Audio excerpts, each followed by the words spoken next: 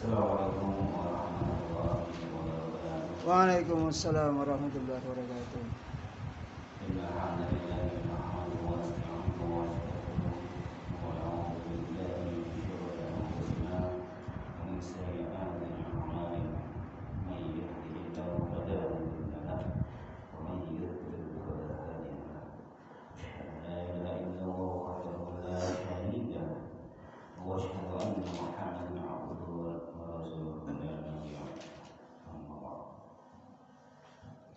Pertama-tama maka kita menjadikan segala puja dan puji syukur kehadirat Allah Subhanahu wa taala dan doakan kepada kita semuanya berbagai macam nikmat dan rahmatnya sehingga sampai pada pagi hari yang cerah ini ya kita masih bisa bersama untuk menjalankan salah satu kewajiban kita yaitu sholat subuh secara berjamaah tentunya yang keadaan sehat walafiat dan halal insyaallah.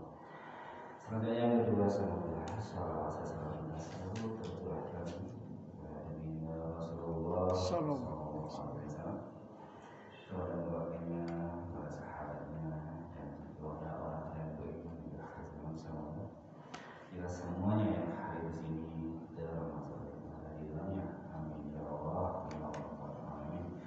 Baiklah jamaah Bismillahirrahmanirrahim. Seperti biasa pada kali ini kita adakan satu dua hadis.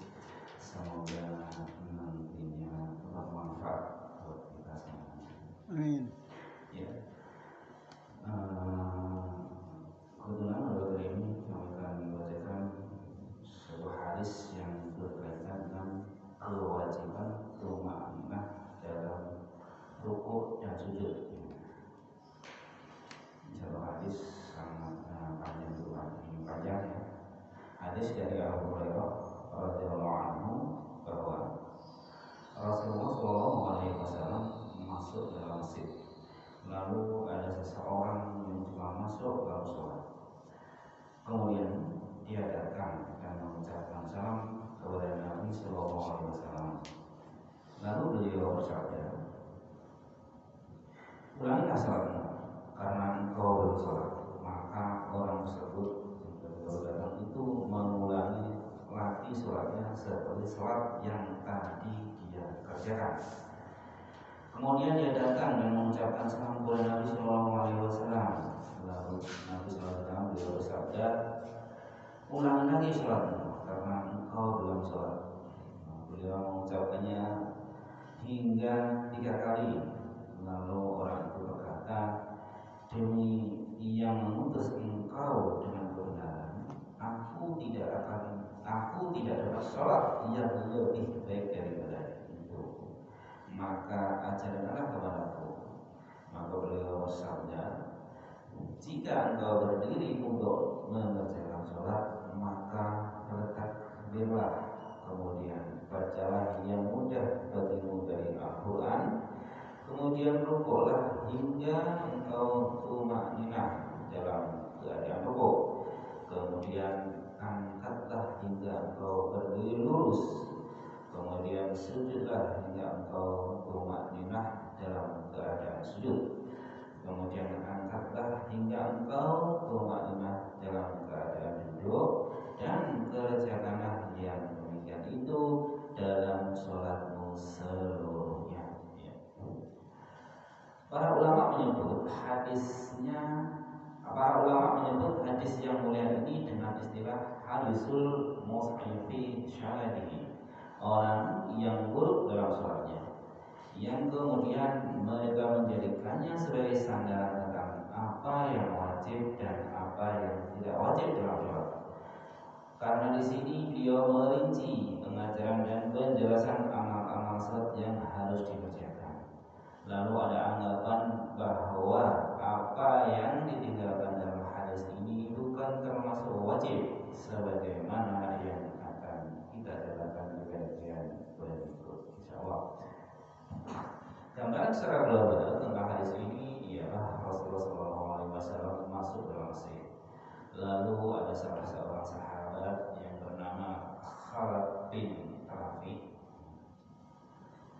juga masuk dalam masjid lalu sholat, namun gerakan dan bacaannya tidak sempurna, mungkin terburu-buru, yaitu sesuai seusai sholat dia mendekati Rasulullah SAW dan mengucapkan salam kepada beliau, maka beliau menjawab salamnya. Kemudian beliau bersabda, ulangilah sholatmu karena engkau belum sholat. Maka dia mengulangi lagi sholatnya untuk yang kedua kalinya, persis seperti sholat yang dia kerjakan pertama kalinya tadi. Seusai sholat, dia mendekati Rasulullah SAW lagi, lalu beliau bersabda, ulangilah sholatmu karena engkau belum sholat. Hal seperti ini terjadi hingga 3 kali. Lalu Khalaf bersumpah dengan berkata, demi yang mengutus engkau dengan kebenaran, aku tidak dapat mengerjakan sholat yang lebih baik daripada sholat yang aku kerjakan tadi, maka adalah aku. Dia benar-benar ingin mendapatkan ilmu dan sudah menyiapkan diri untuk menerimanya setelah sekian lama dalam keraguan-raguannya.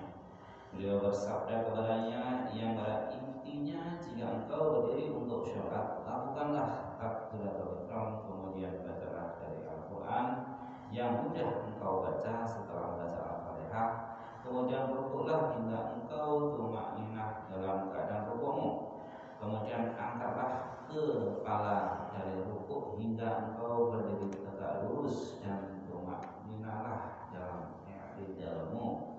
Kemudian sujudlah hingga engkau tumakninah dalam keadaan sujudmu.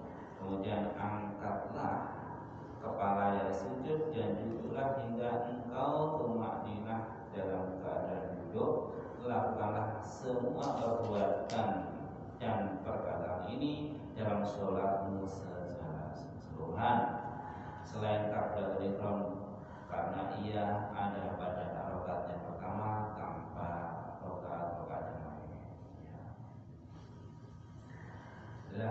Dalam hadis di atas ada perbedaan di beberapa ulama,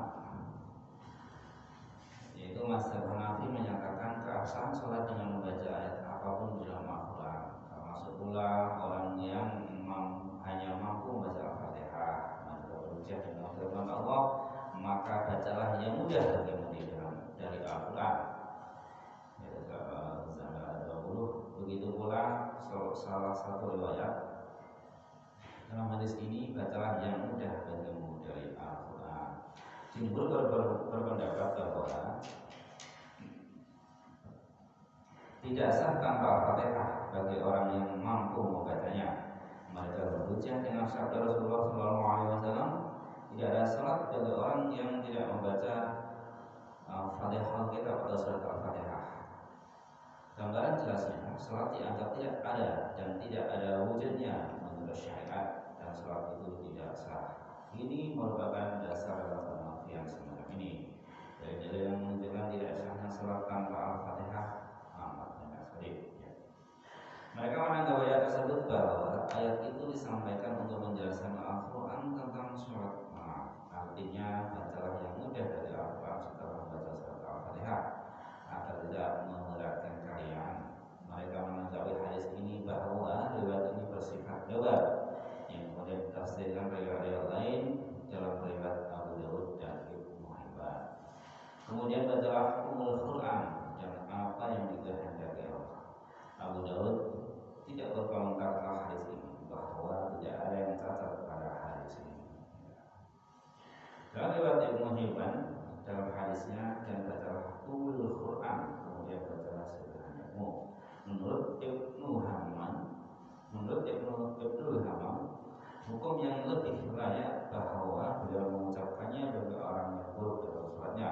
Kemudian sebagian ulama berpendapat Al-Fatihah wajib untuk rakaat pertama dan untuk rakaat yang lainnya.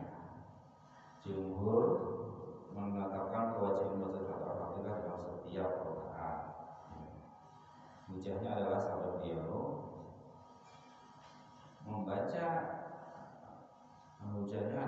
beliau dan lakukanlah dengan demikian itu di dalam sholatmu seluruhnya. Menurut Al-Hafiz Ibnu Hajar, hadis Abu Hurairah di dalam Al-Bukhari menyebutkan bahwa beliau membaca surat Al-Fatihah dalam setiap rakaat ketika beliau bersabda, "Sholatlah kalian sebagaimana kalian melihat aku sholat." Hal ini menunjukkan wajibnya Al-Fatihah dalam setiap rakaatnya. Ya, demikianlah satu hadis tentang kewajiban untuk bermakna dalam sholat. Rasulullah SAW, misalnya di sini ada seorang sahabat kalau mungkin sholatnya terburu-buru atau bagaimana kurang bermakna, maka suruh untuk mengulangi ya. Ini adalah dari dasar kepentingan sholat secara makna. Tidak terburu-buru. Demikianlah, semoga sahabat di sini bermanfaat kita semuanya dalam kita memperbaiki ibadah kita, terutama ibadah sholat yang kita kerjakan sehari-hari. Demikianlah doanya, kami mohon maaf. Assalamualaikum warahmatullahi wabarakatuh. Waalaikumsalam.